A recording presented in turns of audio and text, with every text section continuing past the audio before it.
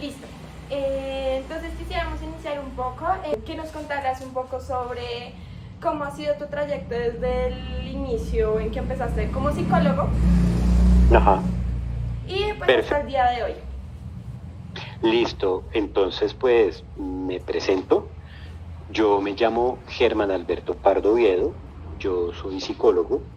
Yo soy psicólogo titulado de la Universidad Javeriana y yo me titulé en el año 98. Eso significa que ya llevo 30 años caminando pues por este sendero. Ya estoy a punto de cumplir mis 24 años ejerciendo. Yo desde la época de la universidad siempre fui un apasionado con el tema del ámbito de lo que en ese entonces se llamaba la psicología clínica. ¿Por qué digo que en ese entonces? Porque la psicología clínica en este momento trabajaba tanto lo que en ese entonces era el DSM-4, que son los diferentes trastornos mentales que las personas presentaban, y algo del CIE-10, que son los criterios diagnósticos que las personas pueden presentar. El uno es trastornos mentales, el otro podríamos decirlo como motivos de consulta. Actualmente ya la psicología clínica se separa un poquitico y aparece lo que es la psicología de la salud. Ese se encarga de la intervención en trastorno mental y la psicología de salud se encarga de intervención en cosas no trastornos mentales, en lo que es la prevención, la promoción y el mantenimiento, que son las personas que quieren tener seguimientos a sus procesos. Ya desde la universidad, pues yo tenía pues ese interés y pues yo estuve pues con mucho gusto estudiando todo lo que era la psicología clínica, no con mucho agrado lo que era la organizacional, la educativa, que esos no eran ni fuertes como tal. Me he seguido formando en algunas otras cosas, basados pues en lo que hizo Jung, que él buscaba en otras culturas qué hacían para traerlo en la terapéutica, y algunas otras cosas, por ejemplo, aquí validado por universidad fue la Fundación del Área Andina, que en convenio con unas universidades de España, yo saqué otro título de hipnosis, porque el primero lo saqué en Guatemala, con el Instituto Guatemalteco de Psicología e Hipnosis Clínica. Entonces, digamos que eso ha sido a grosso modo la formación que yo he tenido. He hecho otros por ahí, por ejemplo, en mindfulness, terapia de Gestalt, sexología y cosas así. Entonces, pues, esta es mi formación y pues todavía la sigo haciendo actualmente muy desde el pensamiento junguiano. Mi primer trabajo, por ejemplo, fue con niños en discapacidad mental, lo que en ese entonces todavía se reconocía como los diferentes tipos de retardo, que era retardo mental leve, moderado, severo y profundo, concepto que actualmente ya no se utiliza, autismo, síndrome de Down, parálisis cerebrales, psicóticos y Asperger. Eran 190 niños, algunos ya en condición de abandono, otros con una familia que no sabía qué hacer con ellos, y yo era el que me encargaba de esas cosas. Por ejemplo, hacer el diagnóstico y del ámbito de la psicología en los que se podía, pues hacer las diferentes intervenciones. En algunos casos capacitación para los cuidadores y en los que habían familia, pues mirar cómo hacer que el menor volviera a su hogar porque aquí ya había una vulneración de derechos. De este sitio yo estuve trabajando en otra fundación que en ese entonces tenía un buen nombre. Se llama Fundación Los Pisingos. Fundación Los Pisingos en ese entonces tenía tres principales funciones. La mía, que era recorrer todo Colombia en instituciones de bienestar familiar donde había niños en condición de abandono. Yo les aplicaba unas ciertas pruebas y me acercaba a ellos para mirar si ellos eran bajo unos criterios que al final yo decía que eran unos subjetivos adoptables, y yo hacía la preparación para generar un formulario, el duelo de la familia biológica, preparación para una familia adoptiva, la consolidación y el irse como tal. Ese era el primero. El segundo, teníamos chicos en situación de vulneración de derechos que volvían a su hogar, y el tercero, que ese no era el mío, parejas que querían adoptar niños, ese yo no estuve ahí, y el cuarto, lo que se llama el programa Raíces, que son niños o niñas que se fueron en adopción, pero ya que tienen la edad o el apoyo de los padres, quieren averiguar sus raíces, y yo era el que buscaba la familia biológica, el origen biológico, y les decía, hey, los están buscando. Listo. Luego de eso, yo conseguí un trabajo, el consultorio ya se está moviendo un poco la consulta, y en ese momento a mí me soltaron un programa en el cual yo estuve capacitando a unos docentes y líderes comunitarios para trabajar con población desplazada, con lo que se llama familias guardabosques y con desmovilizados que están en proceso de reinserción en los dos departamentos con analfabetismo en ese entonces en Colombia, que era Sucre y Chocó. La Amazonía también, pero pues no se puede averiguar porque la selva es muy complicada. Eso hizo que fuera tan exitoso que el siguiente año me soltaron todo Colombia y pues yo estuve dirigiendo un programa que llegamos a 7.500 personas, formando 300 líderes comunitarios, docentes y demás personas, y yo me la pasé viajando por Colombia. Ese fue el único momento en que yo cerré mi consultorio y ahí pues digamos que cogimos tan buena fama que querían conocer el modelo y yo estuve apoyando Chile, Perú, México, Estados Unidos. Se abrió Brasil, pero yo ya estaba muy aburrido de viajar. Muchos decían, ay, qué rico coger avión. Yo no, es que yo no paro en Bogotá. Volví a abrir mi consultorio, que curiosamente hubo una muy buena acogida de muchas personas. Empecé a trabajar en diferentes frentes. Entonces, por ejemplo, yo actualmente trabajo con pólizas, específicamente Póliza Bolívar. Yo trabajo con Grupo Bolívar, que son todos los funcionarios de Davivienda, Seguro Bolívar, Promociones y Cobranzas, El Libertador, que esos se encargan de llenar mi agenda, con Nutresa, donde ahí está Productos Alimenticios Doria, La Receta, un monstruo que se llama ACO, que es hamburguesas del Corral, el Corral Gourmet, Leños y todos ellos, Colcafé. Trabajo con P&G, particulares, y de repente ahí mi consultorio se volvió que donde antes yo trabajaba para mi terapia y para el consultorio, ahora se vuelve la principal fuente de ingresos, donde pues estoy bastante bien. Pero como me quedó la maña de tener un trabajo y tener mi consultorio, así fue como nació Fundación Yo Creo en el 2008, donde yo soy el director y fundador, y ahí queda lo de ese entonces. ¿Qué es Fundación Yo Creo? Fundación Yo Creo son dos cosas. Formación para psicólogos, porque consideramos que a veces a los psicólogos les faltan herramientas.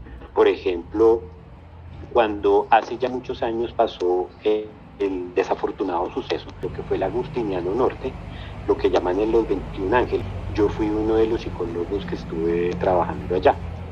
Yo estuve apoyando a las familias cuyos hijos fallecieron, a las familias cuyos hijos salieron vivos pero mutilados, y a las familias y a los chicos, y algunos de los chicos también que sobrevivieron, pero por ejemplo ellos dicen, la única manera de que yo exista es que tenía que ser muerto, porque en ese uno iban 21 niños, iban aproximadamente 50. ¿Quién piensa en los otros 19 o 29 que iban ahí? Ahí es que nos damos cuenta que no hay muchas herramientas para manejar situaciones de estrés post-trauma, duelo, o lo que se llaman primeros auxilios psicológicos y emocionales. Por ejemplo, yo actualmente la tenemos un poco quieta, la línea 24/7, que es para la persona que está en intención o ideación suicida, paciente psiquiátrico que no se encuentra medicado y se encuentra en estado alterado, persona alterada que se va a hacer daño mismo o a un tercero, o persona que se siente en amenaza porque algo le acaba de suceder, en tipo me robaron, un accidente, o ahí viene mi esposo con un machete a matar. Entonces digamos que ahí nos dimos cuenta que esas cosas faltaban y Fundación Yo Creo nace para eso. Pues eso es a grosso modo lo que yo hago, lo que me he formado, mi experiencia. No sé qué otras preguntas tengan y si quieren que les complemente algo más. Ok, súper chévere porque se nota la experiencia que has tenido con el tema de cliente o usuario psicólogo. Entonces, digamos que llevas mucho tiempo en este campo. Y digamos que con el tema de la atención hacia las personas y más pues en el campo en el que tú te desarrollas, ¿cómo ha cambiado la forma de tu entrevista desde un inicio a cómo es ahora? Ok, perfecto. Bueno, lo primero es que es importante tener en cuenta algo. Para poder ejercer la psicología, sobre todo la psicología clínica y la de la salud, yo necesito tener una tarjeta profesional. Antes yo tenía solamente la tarjeta profesional dada por Secretaría de Salud. Luego yo volví a sacar la tarjeta, pero desde el Colegio de Psicólogos, que son quienes nos regulan aquí a los psicólogos actualmente.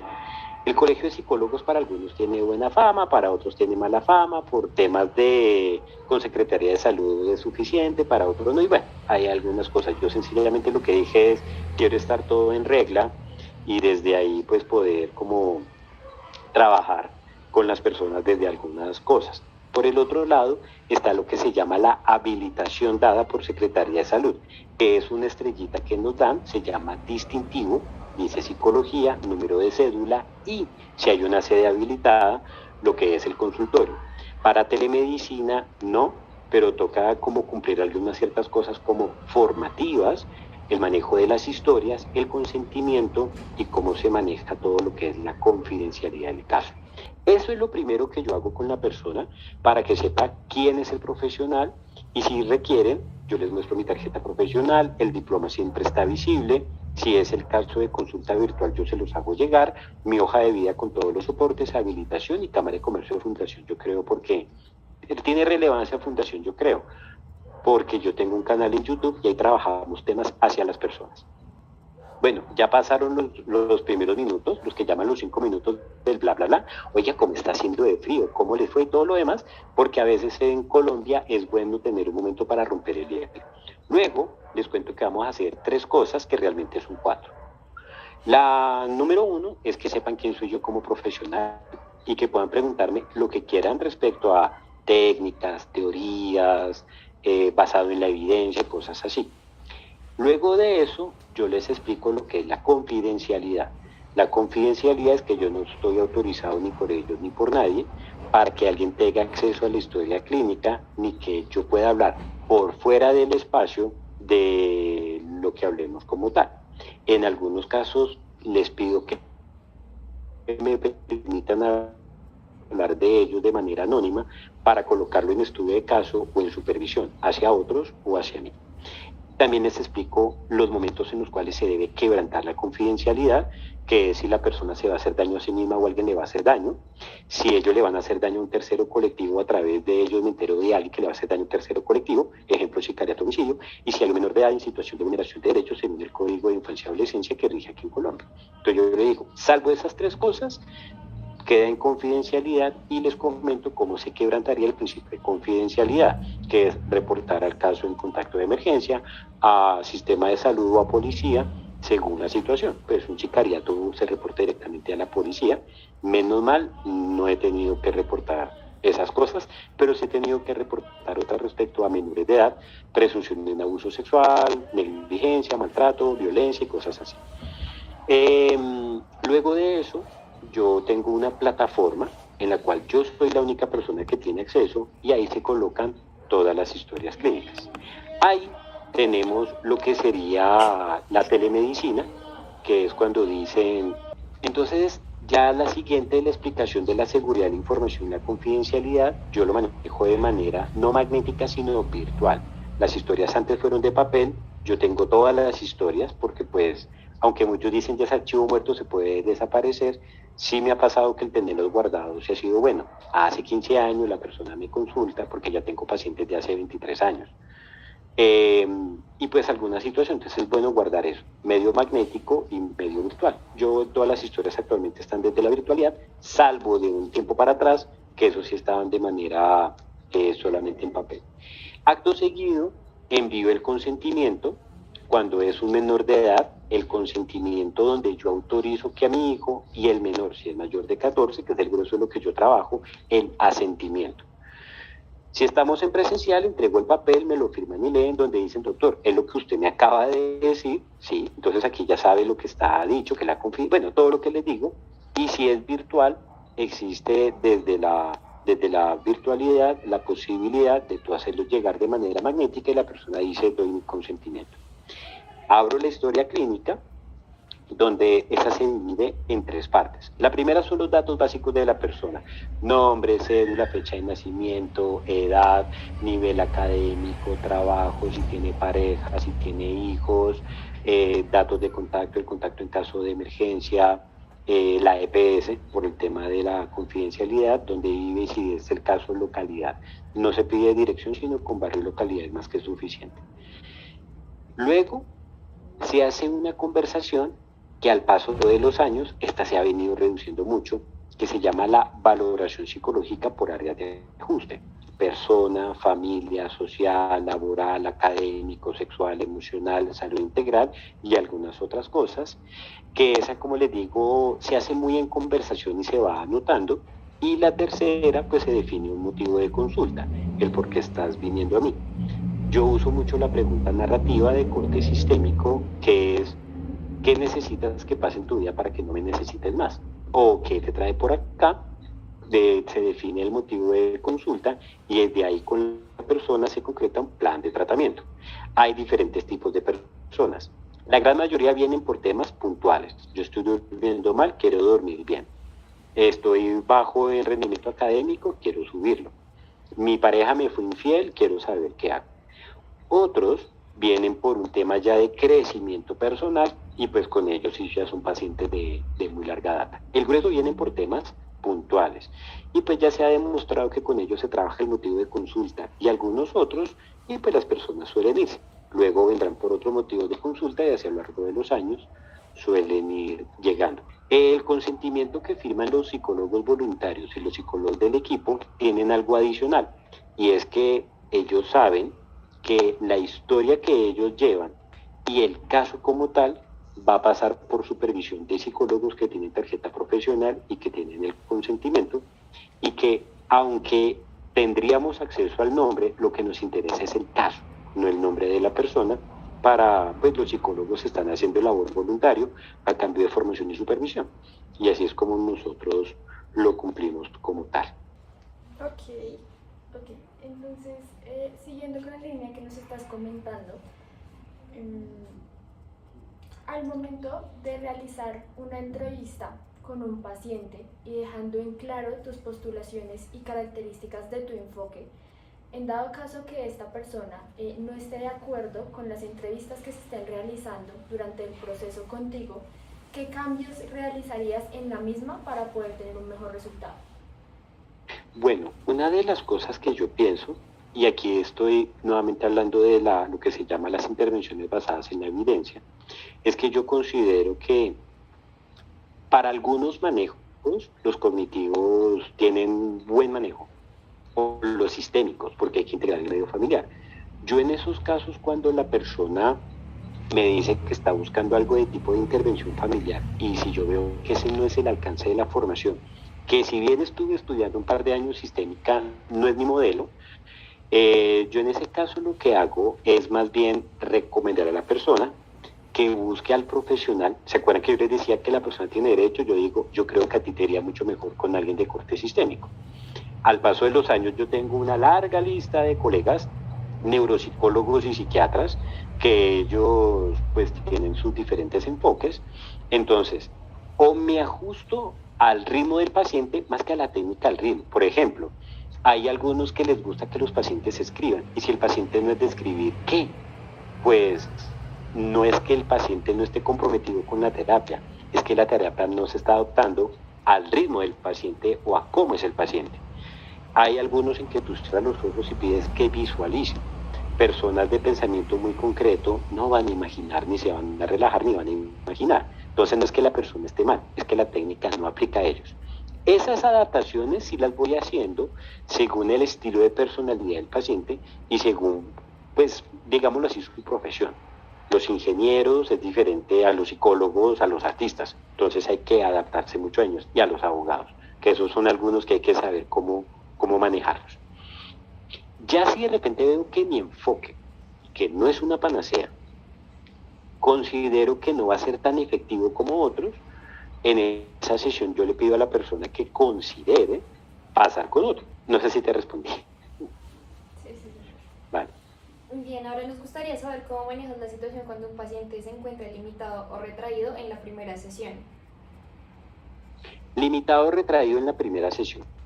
Bueno, aquí aparecen diferentes cosas que es importante tener el ojo clínico.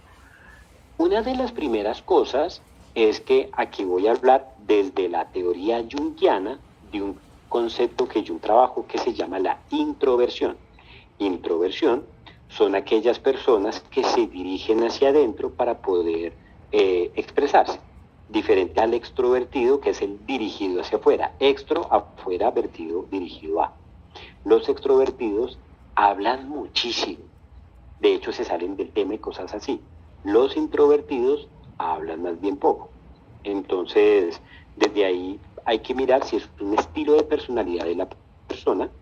Para el introvertido tiene una manera particular como tal. Yo cuando voy abriendo la historia clínica voy detectando a la persona y me voy acompasando a lo que la persona quiere decir. De todas maneras, en su gran mayoría ya tienen un motivo de consulta claro, lo que yo pido es más información y les doy el tiempo para que puedan conversar. Hay un segundo estilo que son las personas que son tímidos, con dificultades de socialización, que tienden a ser retraídos pero ya por su faceta de personalidad. En ese momento yo tengo desde los primeros auxilios psicológicos y emocionales, yo hago algunos ejercicios de relajación que se hace a través de la respiración y el cuerpo. Le ofrezco, por ejemplo, un vaso de agua para que la persona se calme un poco y pueda expresarse. Hay otros que son retraídos es por un estado temporal. Por ejemplo, paciente bipolar en estado depresivo o alguien con depresión mayor o un trastorno de personalidad depresiva. Con esos, ese silencio ya es una señal de alerta al respecto de lo que ha tenido que pues algo le está pasando y puede que la persona esté en una depresión, donde es importante una remisión. Entonces, en esos momentos, yo hago una conversación agradable, el motivo de consulta hace que se suelten un poco, respeto del estilo del paciente. Si es de tipo introvertido, corte junguiano, pues yo le comento si eres así, me dicen que sí, entonces nos acompasamos para que lo reflexionen. El extrovertido habla para pensar, el introvertido piensa para hablar, entonces le doy el espacio para que hable. Al tímido procuro calmarlo, le hago el señalamiento de lo que estoy viendo, y al depresivo también le muestro los indicadores y pues le recomiendo que sea valorado por si tal vez su depresión puede ser por un tema neurológico y requiere un medicamento para poder estar mucho mejor. Tuve que aprender a manejar el silencio. Eso es una faceta horrible que las personas tienen que vivir porque hay un momento en que la sesión se queda sin tema.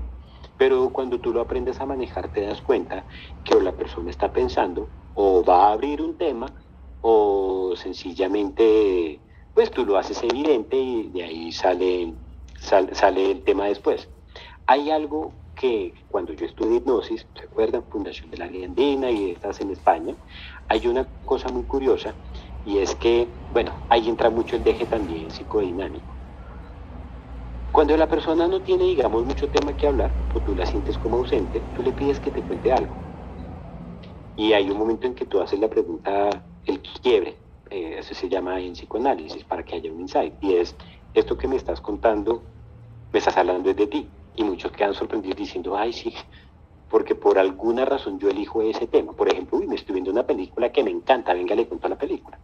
Y cuando tú le preguntas con qué personaje se identifica y que me lo cuente como si él fuera el personaje, ya salió como tal la sesión, ¿sí?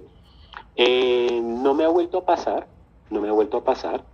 Hay una técnica del padre de lo que llama la psicología moderna, que se llama Milton Erickson, que él es el padre de la hipnosis moderna, de hecho, y por ejemplo, con adolescentes que son a veces los más difíciles, generalmente lo que él utiliza es buscar una alianza terapéutica.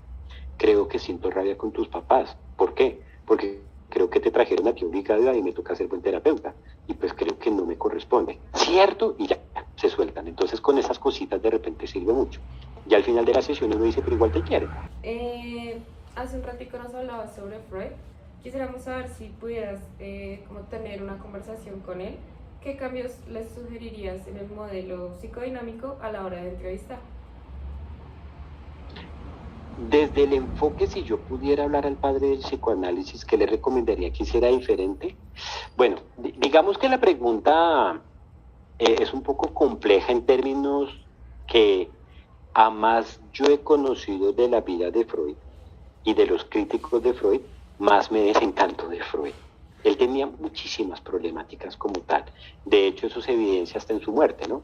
Tenía un cáncer, agarrado con la comunidad terapéutica, los discípulos de él los había sacado corriendo, como Carl Jung, Wilhelm Reich y algunos otros que ya no estaban bien. Entonces, yo a él le plantearía que no se quedara tan callado, que no todo es del ámbito sexual, como él lo decía, ¿sí? El Edipo no es un concepto concepto universal como Jung se lo cuestionaba, y que a veces el modelo de las personas respecto a la religión es importante. Una de las principales peleas entre Freud y Jung tiene que ver con que Jung decía, existe algo, y muchos lo han construido como una religión. En cambio, Freud, altamente ateo, acababa con las instituciones. 3 libros recomendados: Malestar en la cultura, Totem y Tabú, Psicología social.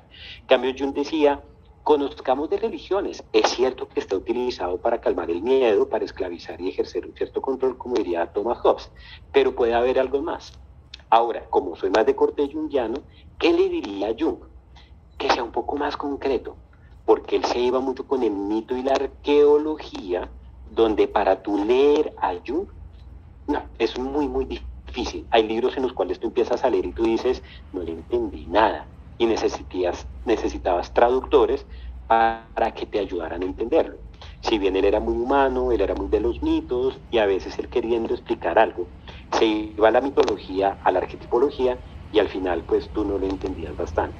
Sí tuvo algunos pacientes o personas de ese corte que sirvieron mucho. Hermann Hesse, por ejemplo, el escritor del Lobo Estepario, fue paciente de corte junguiano, y uno dice, ahí entendemos un poco su literatura.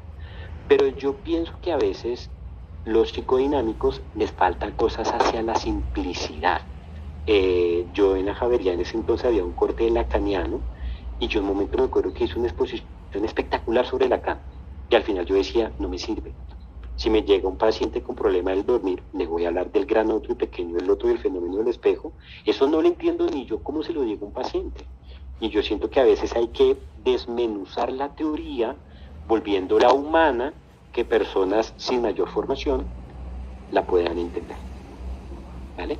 Eso sería.